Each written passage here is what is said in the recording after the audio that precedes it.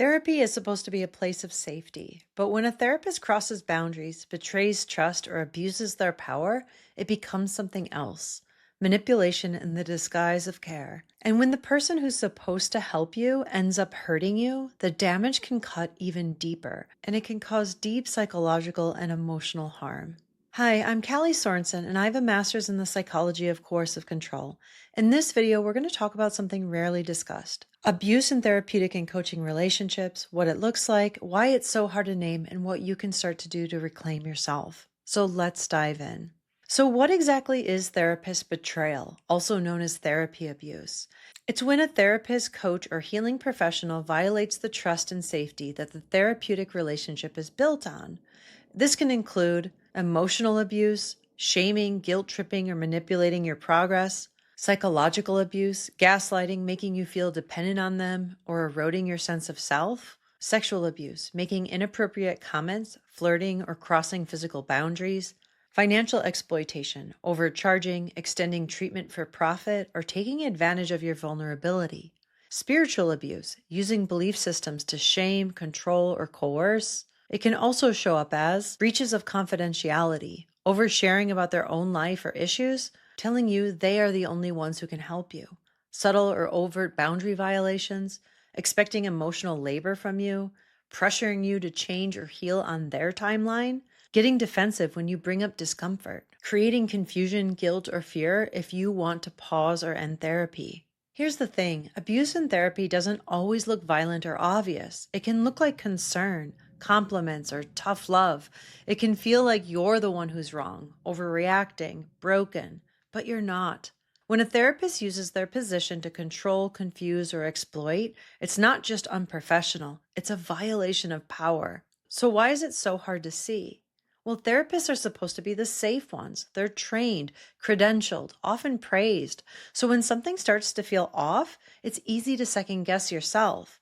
You might have been vulnerable, maybe grieving, in crisis, or just trying to heal. And when you raised concerns or even had doubts, you may have heard, "This is just part of your healing. You're projecting. You're resisting growth. This is your past trauma speaking."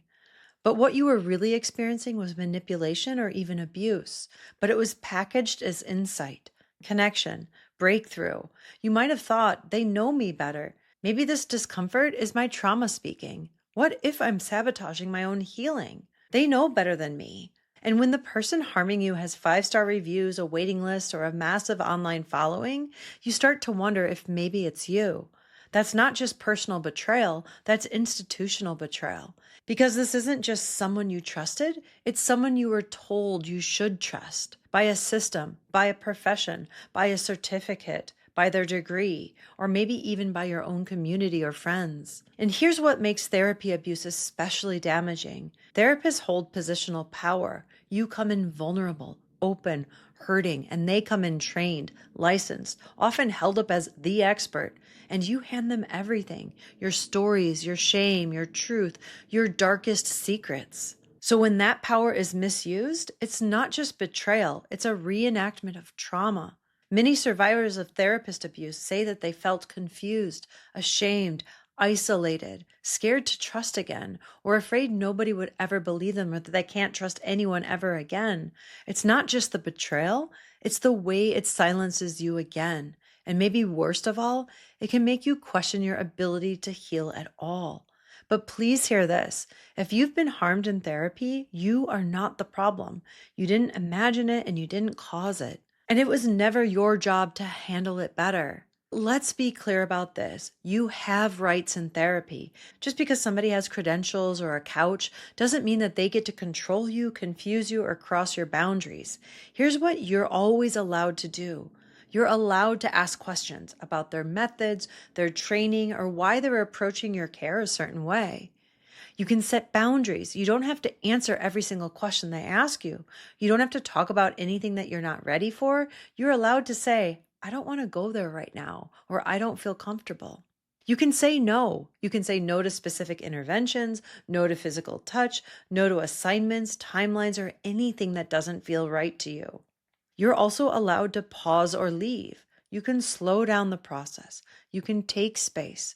You can leave therapy altogether if it no longer feels safe or supportive. You can report unethical behavior. If something feels wrong, you don't have to wait for proof. You can file a complaint with their licensing board, their ethics committee, or even get legal support. Good therapy should support your autonomy. It doesn't override it. It helps you reconnect to your own wisdom, not silence it. It helps you reclaim choice, not pressure you into compliance. If a therapist crosses those lines, that's not therapy. That's a misuse of power, and you don't have to stay silent. So, what to do if you have been harmed by a therapist? If you've been harmed by a therapist, if any part of this resonated, let me say this clearly. You're not crazy, you're not overreacting, and you're not alone. Power was misused, and you were impacted. If you're in the aftermath of therapeutic betrayal or abuse, here are a few steps that may help. You might want to start with journaling or processing on your own or with a trauma-informed advocate or trustworthy person.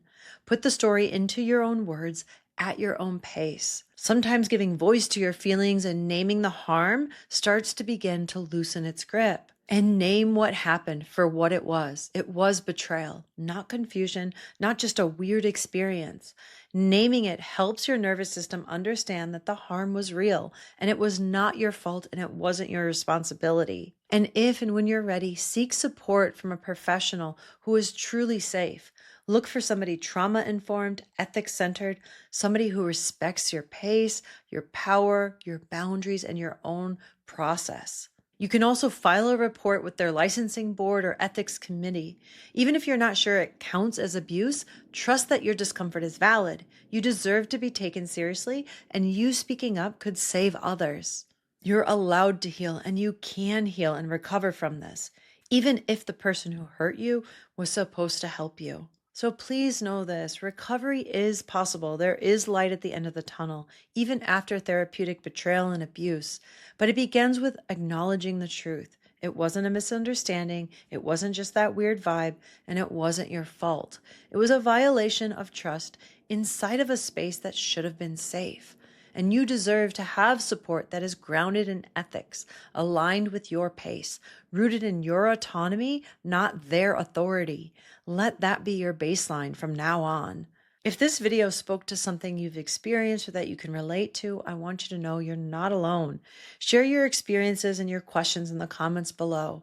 And know that I offer trauma-informed support for people healing from betrayal, from coercion and unsafe power dynamics, including harm done in therapy.